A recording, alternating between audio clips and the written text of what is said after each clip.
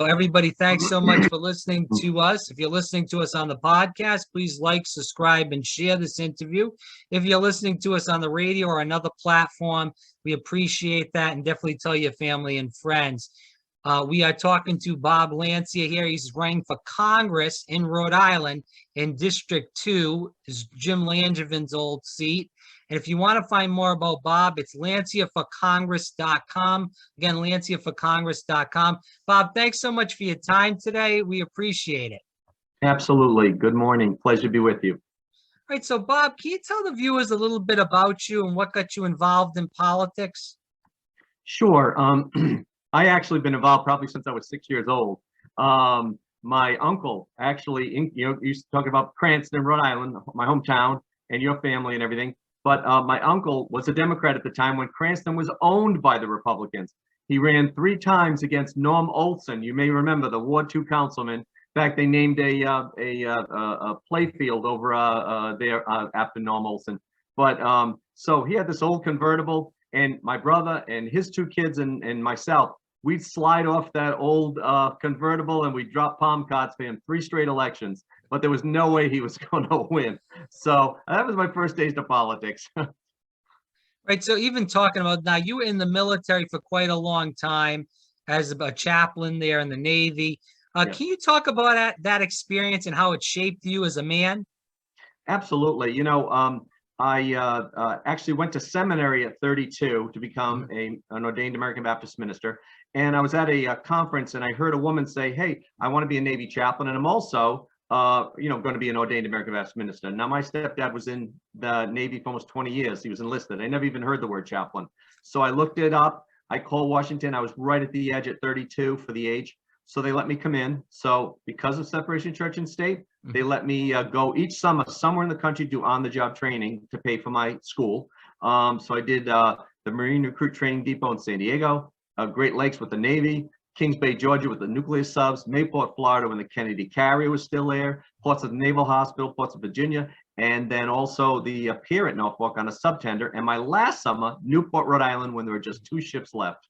So that whet my appetite. And at 40, I picked up the phone, called up Washington, said, "I'd like to come on active duty."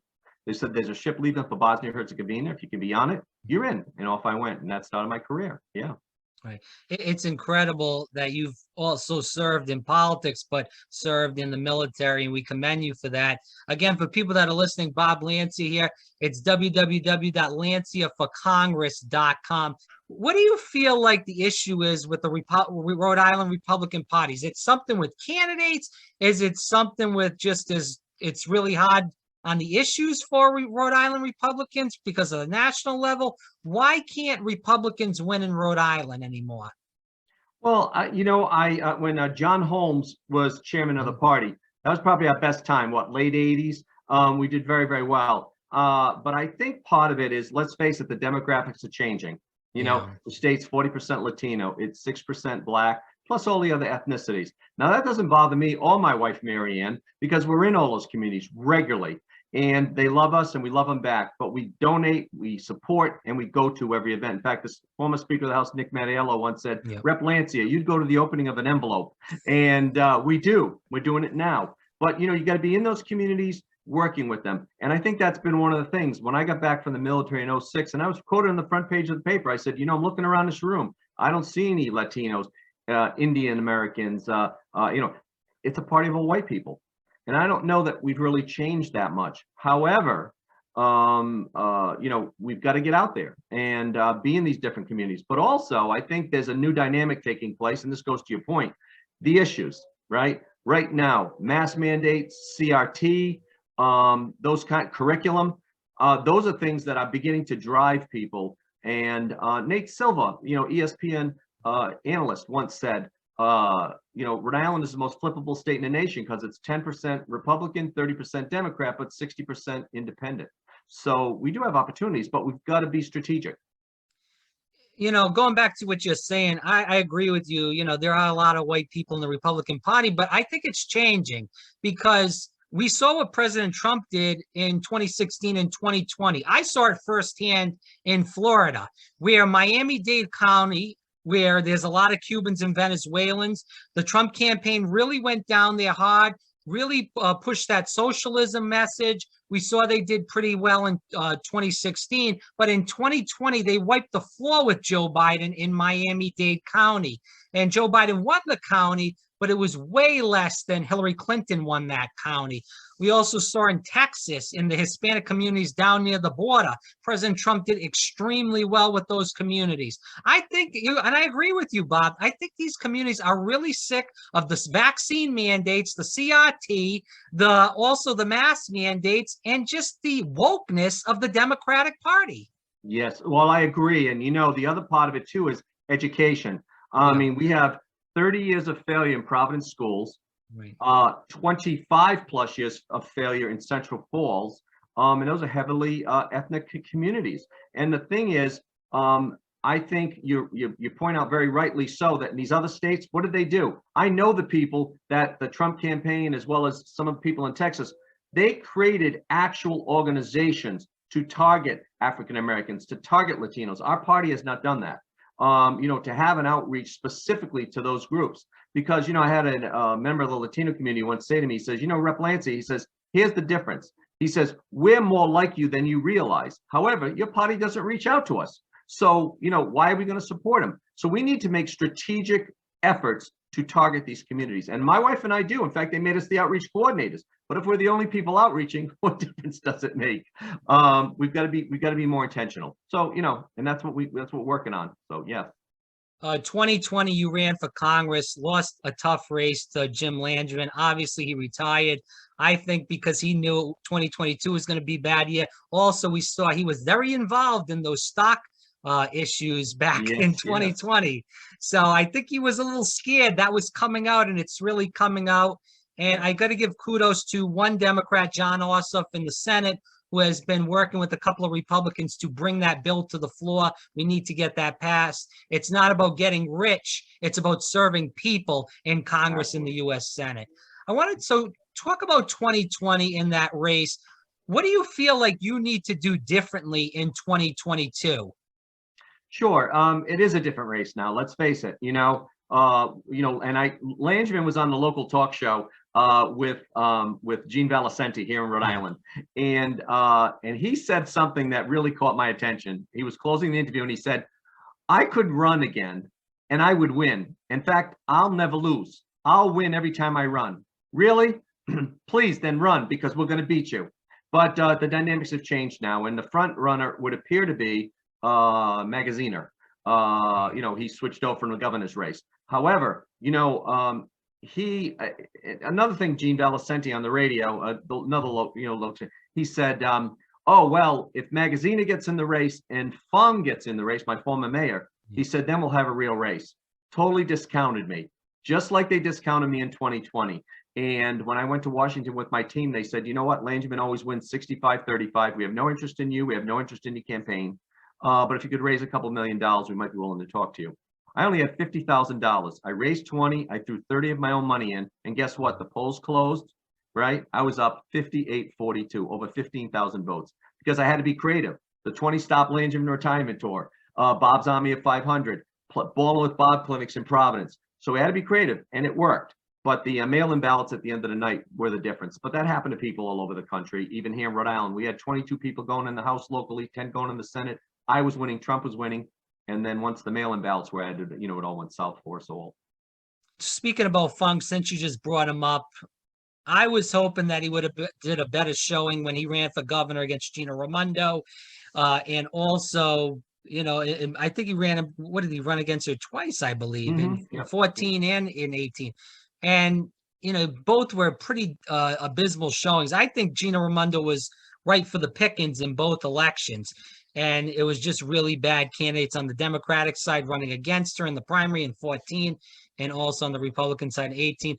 He's done a good job in Cranston, but he's not really up for the fight, it seems. Well, I just saw an ad that came out from Magazina. He's using the same playbook Gina Raimondo did, Fung in the Trump beanie. And I think he's going to beat him to death with that, which is what Raimondo did. In fact, that's all she did, is she used that the whole campaign, the last campaign. And it looks like that's the way Magazine is going to go. But Magazine is funny too, because he's beatable. He's walking around in a rally, and I got the picture. I've been using it against him, but he's ignoring me. He's focusing on Fung. But he's in that walk they're doing, holding up the defund the police sign, and I'm going to beat him to death with that, because that's I think that's one of the major issues in this election. Defund the police when crime is going up the gazoo right Out now. of control. And you've also made police targets. The BLM movement have made police targets. Yeah. It's terrible all over the country. It's bad. Right. Again, Bob Lancia here on Fire Breathing Rob. Go to www.lanciaforcongress.com. Definitely check him out. While you're on the campaign trail, speaking to people, what are the issues that are worrying Rhode Islanders all over the state? Well, I definitely think the economy itself. We certainly have supply chain issues. I go to the store myself. I can't believe the empty shelves. Stuff that I normally would expect they could pick up. Laundry detergent, cereal. You can't get just basics. But beyond that too, look at the inflation rate of inflation, 7.5%. And for me, we have a heavily elderly population here in Rhode Island, right? And they got a 5.9% increase in January. But guess what? Medicare decided they were thinking about funding an Alzheimer's drug, which ultimately they chose not to. And guess what happens? Even though they didn't fund it, they still let the increase in Medicare go through. So now you've got a 5%, and the Biden administration says, well, it's okay because they got a Social Security raise. Yeah, but now you've got a 7.5% inflation rate. They can't afford heat, electricity. They can't afford food. They can't afford transportation. What's your solution for that? There is none. And, so those basic everyday things, we've got to help these people, But what can we do about these issues that are hurting Rhode Islanders and hurting Americans? Well, when Biden became president, first thing he did is he closes down the Keystone Pipeline. He starts pulling back any type of oil leases or offshore drilling, all these things. But, talking to a friend of mine, and I agree with him. There's still a place for nuclear energy too. Yes. I believe there's still a place for nuclear energy. And so we've got to use all our different resources, not just wind and solar. There's a place for nuclear, but also in the paper today, this Ukrainian situation, front page of the Wall Street Journal today, you know what it says? Oil may go to $100 a barrel. And my wife, Maryann, was sitting having breakfast and she says, Bob, gas is going to be $5 a gallon. So we've got to encourage drilling. We've got to open up these pipelines and work with our allies to under Trump. I mean, love him or hate him, he brought those gas prices down. Also, the battle over in the West Coast with the unions and with bringing in all these containers from China and everything. I love this cartoon. If we grew it or made it here, we wouldn't have to worry about supply chain issues, but everything's coming from overseas. We've got to bring everything back onshore and encourage industries here, like chips. We've got to start doing stuff here in the States. We gave everything to China. And what's China doing now? They're the Uyghurs in China. They're persecuting them. They're saying they're going to possibly take over Taiwan. They want it back. Look what they're doing to Hong Kong. And now they say, we support Russia if they invade Ukraine. So they're not our friends. And we have got to start pulling away from China. And my wife and I are very involved with the India community. And I will tell you right now, they're a natural ally. Trump got it right when he visited over there. But they can do many of the things that China does. In fact, there was another article in the Wall Street Journal today talking about 2/3 of that country, 40 and under. And they've moved out of the cities back to the rural community because they're looking for jobs. So let's partner with them rather than China. They're a natural ally, biggest democracy in the world and the oldest democracy in the world. Let's work together and let's, create new industries and things that benefit us. So there's a lot that can be done. Yeah. And, this has been going on since the 70s where, the supply chain, shipping all these jobs over to China, crushing of union jobs in general. And this has been Democrats and Republican presidents doing this. And we need people that are going to go in there and not just fight for money. Like I said, with Langevin, he's making all this money off the stocks during the coronavirus crisis where people don't have health care. People don't have their jobs. It's a joke. These people should be in prison for what they've been doing. And there's no one that's stepping up against them. It's really sad. Let's end with these last few questions. What do you feel like your biggest accomplishment inside or outside politics is? Oh, I definitely think my biggest inside politics was getting the 911 money putting to a restricted receipt account. You know, that's that dollar they put on your landline, your cell phone, and the 26 cents. They were stealing $18 million a year that was supposed to go into 911, dumping it into the general fund. We didn't get it all, but we got half of it put into a restricted receipt account. They thought it was impossible. A Republican got it done with help from fellow Democrats and things. That was a great one. We got beach fees lowered, although the speaker took credit for that. We also got a sex offender bill passed. You know, we have that Harrington Hall in Cranston. We need for these people, and we're seeing it now. We need, and they're doing it at the Nilo Hotel now. They're wandering the streets. We need a dedicated facility. We need programming and supervision. You just can't let these people wander the streets. Our kids are at risk, you know, and they're finding needles in the bathrooms at the Cumberland Farms across the street from the Nilo Hotel. And the employees are going to go in and clean that up. It's wrong. It's wrong. So, you know, we need to do more than that. So I felt glad about the sex offender bill, getting the beach fees lowered, but especially the 911 fees, half of them put into a restricted receipt account. If you do make it to Congress, which we hope you do, Bob, what do you hope as far as the first bill you get passed will be? Well, you know, a lot of people tell me term limits. That's what they would like to see. Yes, I agree. Term limits. So I will put that in early. But, you know, the other thing that concerns me is the fact that all this is going on at the summer of 2020 when our cities were destroyed, our policemen were killed. No one was held accountable.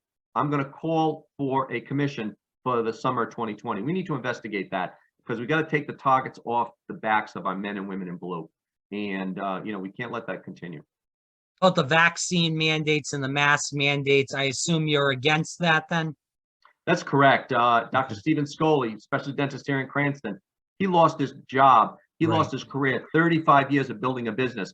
He got COVID helping the state of Rhode Island by working in the prison and in Eleanor Slater Hospital, helping them. He got COVID afterwards, and he was an immunologist before he was a specialty dentist.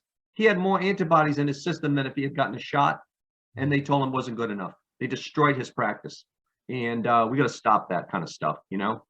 Yeah. Well, it's not even just that. It's the censorship. What happened to freedom of speech? What happened to freedom of thought?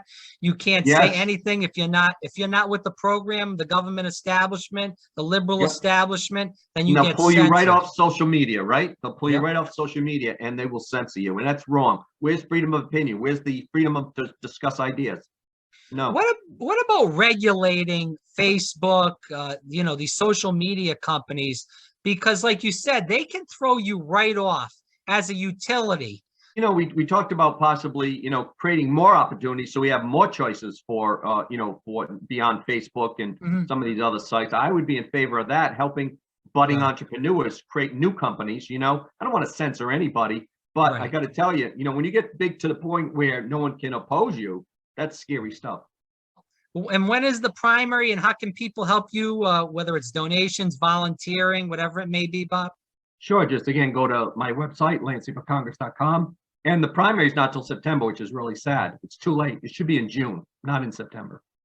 Right. And you're looking for volunteers and people. Absolutely. Donations. Absolutely. And I got the thing out. I said, we need 5 seats to flip the house. Donate $5. $5 to help us flip the house. And, you know, so that's what I would love to have. But, you know, 1,000 people would donate $5 would make a big difference. Bob Lancia, again, lanciaforcongress.com. Definitely check him out. Bob, I hope you win. We need to get rid of these crooked people out of the, and we need somebody that's gonna, you know, block Biden. I mean, it's out of control what they're doing. They're not doing anything good for the people. No. And hopefully we get that Republican Congress and Republican Senate in 2022. And then in 2024, we knock Biden out of the White House. And we have to. Unless we do those 3 things, what you said earlier, our country's done. Our country's done. This is the moment. Unfortunately, it's almost there, Bob. I think personally, I hate to say that and be the Debbie Downer, but we need people to step up and fight. We need young people. We need people that have ethics and morals to come in, and that's what you have to step into the fight. So again, Bob Lancia, thanks so much for your time. I greatly appreciate it. Thank you. Thank you. It's been wonderful. Take care.